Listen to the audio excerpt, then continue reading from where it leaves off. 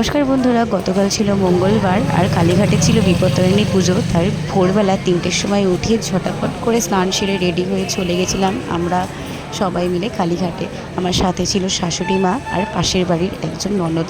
তো প্রথমেই কিনে নেব ডোর। আর কালীঘাটে কিন্তু সকাল সকাল প্রচুর ভিড় হয়ে গেছিলো। এই যে ডোরটা কিন্তু বিপত্তারিণী পুজোর খুবই দরকারি। 13টা গাঁট বেঁধে আর মাঝখানে দূর্বা দিয়ে এই ডোরটা বানানো হয়। যারা এখানে দোকান লাগিয়েছেন তারা কিন্তু প্রায় অনেক দিন আগে থেকেই ডোর বাঁধা শুরু করে দেন। তো আমার পরিবারের সকলের জন্য ডোর নিয়ে নিয়েছি, আর নিয়ে নিচ্ছে 13 পান, 13 মশলা, তার সাথে 13 ফুল।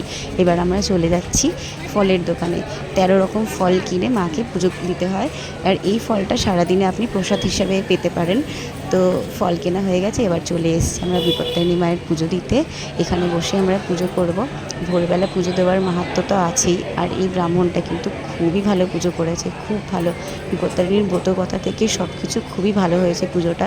আর ভোরবেলা দিয়েছি বলে তাই পুজোটা অত ভালো হয়েছে। যত বেলা হয়ে যাবে ভিড় বাড়তে থাকে আর সবাই ক্লান্ত হয়ে যায়, ব্রাহ্মণরা তো বেশি ক্লান্ত হয়ে যায়, তখন কিন্তু পুজোটা তত ভালো হয় না।